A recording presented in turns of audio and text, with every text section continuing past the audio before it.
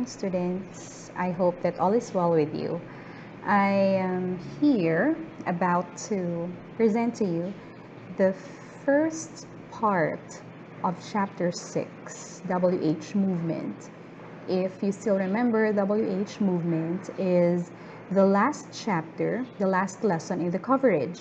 This presentation will only be covering the first lesson of chapter 6 because after this I am going to give you an exercise for derivation. You'll be given 2 sentences which you shall be deriving, and you'll be submitting through LMS. If you cannot, then you can send it through any portal which is accessible and convenient for you. It can be through Messenger, it can be through the email, right? Or through a classmate who can do you a favor of sending it to me in whichever way possible.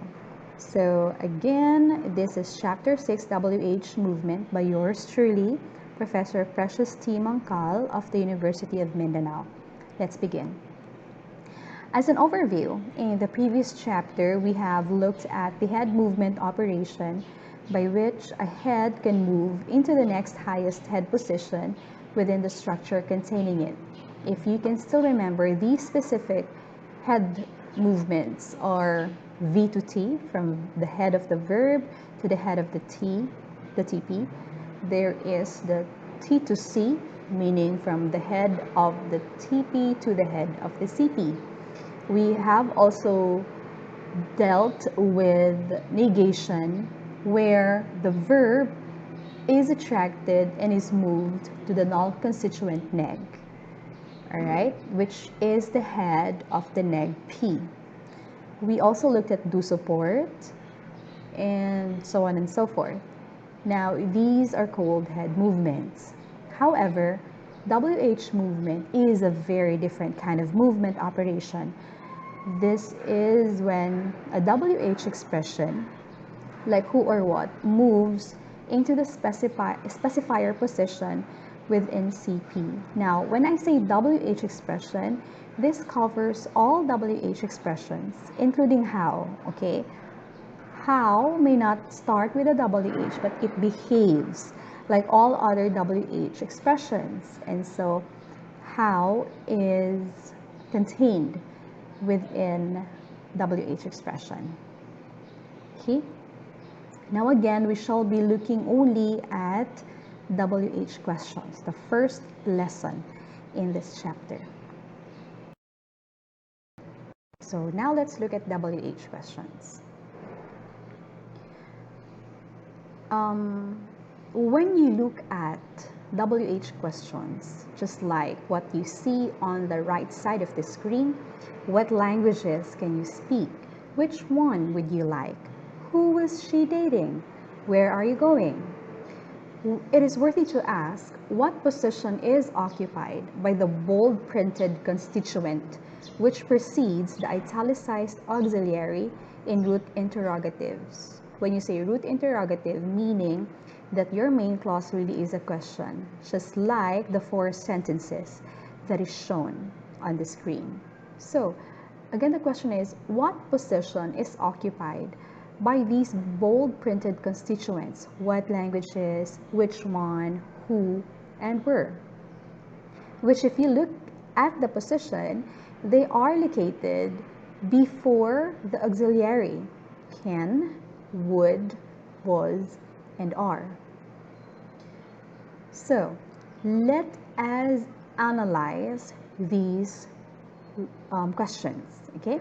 Each of the sentences contains an italicized inverted auxiliary occupying the head C position of CP. This has been taken up already in the head movement lesson, but allow me to review that to you so that you will get what is meant by what I just said. Now, if we look at the sentence, where are you going? Our TP here is the expression you going, where you is the specifier, the pronoun specifier of the T bar going. the auxiliary here is inverted because this is a question. And so are is occupying the C position within the CP. Are you going?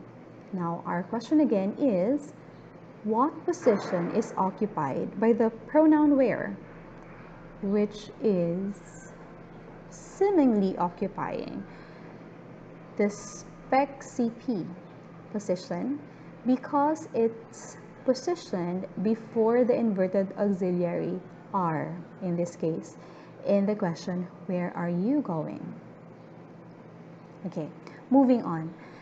If we look at these 4 questions again, what languages can you speak? Which one would you like? Who was she dating? Where are you going? It would lead us to this type of question if we paraphrase them.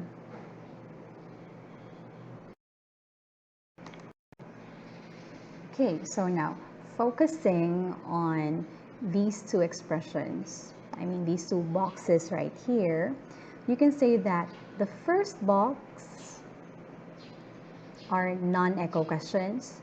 Second box contains questions which are echo questions. At this juncture, we shall be calling them WH in situ questions, meaning that the WH expressions are not moved. They are in situ or in place, in the same place. Okay, now let's focus our attention on these 2 boxes. From the first box, what languages can you speak? A similar question, only it is in situ or echo. You can say, you can speak what languages? Or the second question, which one would you like? Is the same as you would like which one? Another, who was she dating? Is the same as she was dating who? As much as where are you going is synonymous with you are going where. Now if you focus on the second box, you would see that each of the WH expressions functions as the complement of the verb at the end of the sentence. Our verbs here are speak, like, dating, and going. And each of them has a complement. What languages, for example, for the verb speak? Which one is a complement of the verb like? Who is a complement of the verb dating? And where is the complement of the verb going? Now, this suggests that the WH expressions originate as complements of the verbs, just like what we have seen in these in situ questions. They are originally complements of the verbs. They are echo questions, and so no movement has happened yet. Okay, there they are. They are complements of the verbs. However, they are subsequently moved to the front of the overall clause, just like what you see in the first box.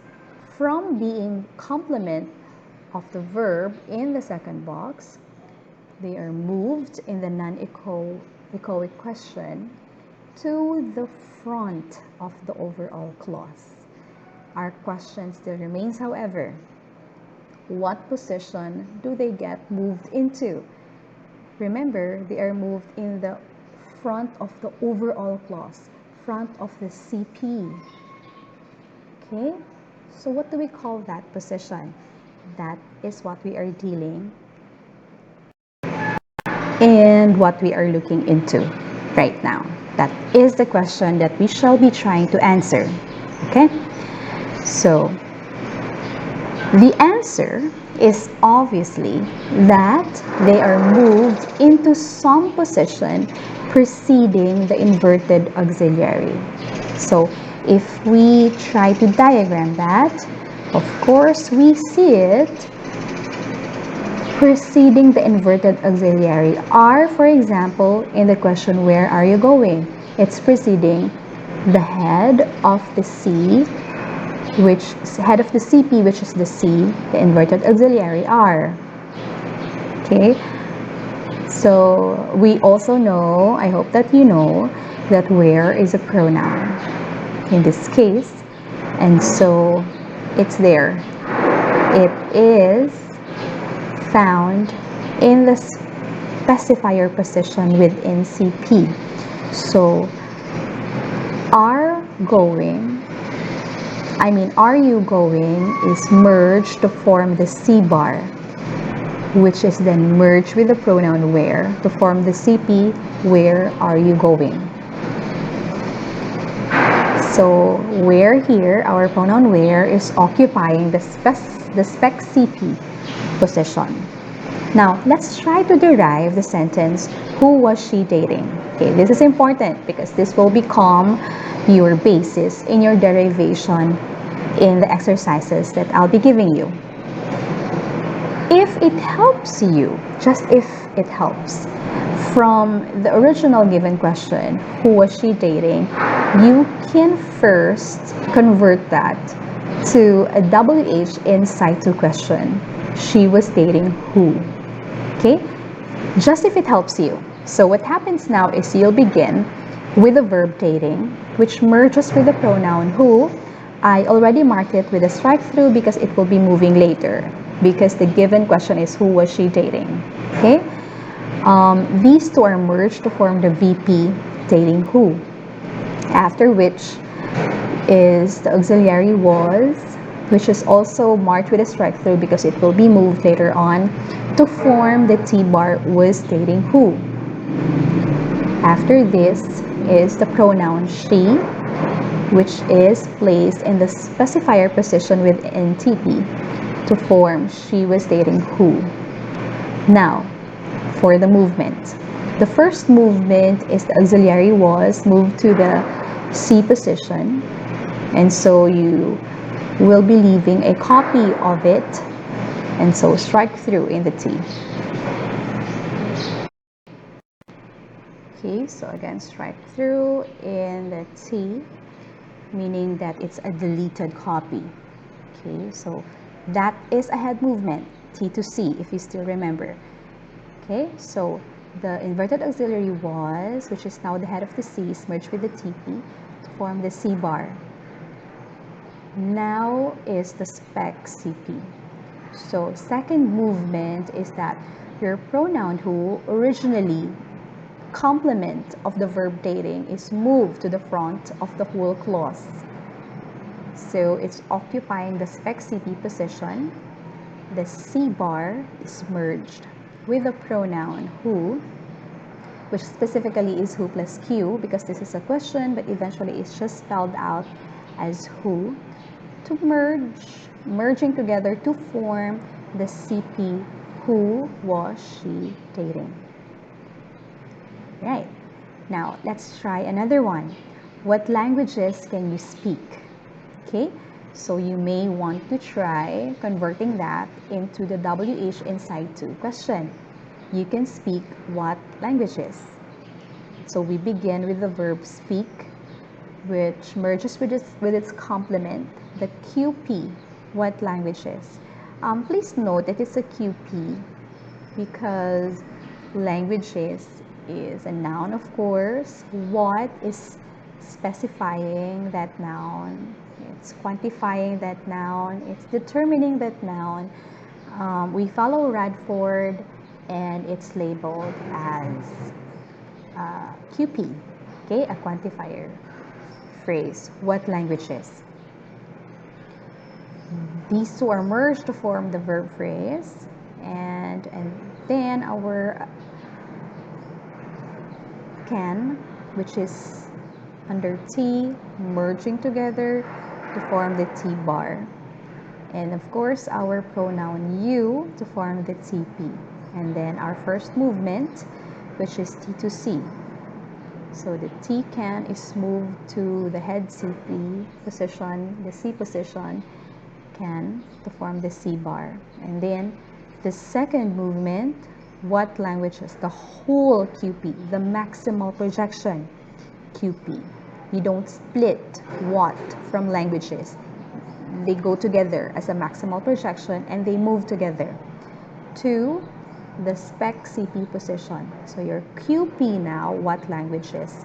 Plus Q, because this is a question, eventually spelled as what languages, is moved to the spec position within CP, forming what languages can you speak.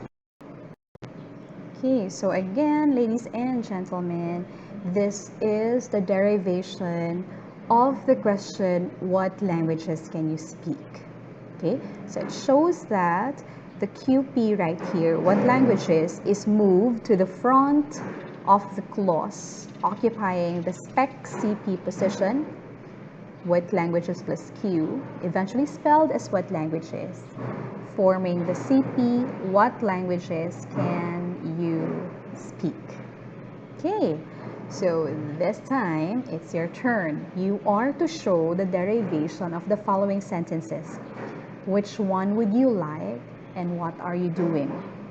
What you shall do is you are going to write down on a sheet of paper your derivation of these two sentences. Do not forget to show the movements.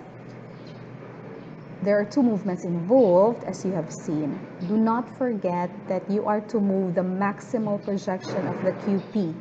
You don't split it as what happens in what languages. You don't just move the word what, you move the QP what languages.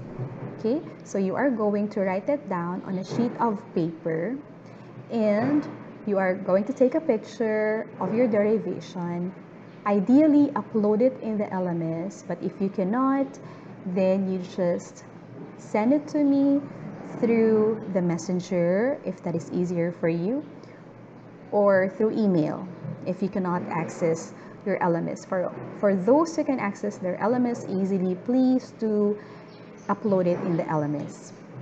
Okay, so that will be all for today. Please keep yourselves posted with other discussions. Next week is already the examination. Of course, we want to get over this, but our priority, topmost priority, is your safety. So I hope that all is well with you and your family. I hope that everybody is well. Let's all stand strong together amidst this problem with the COVID.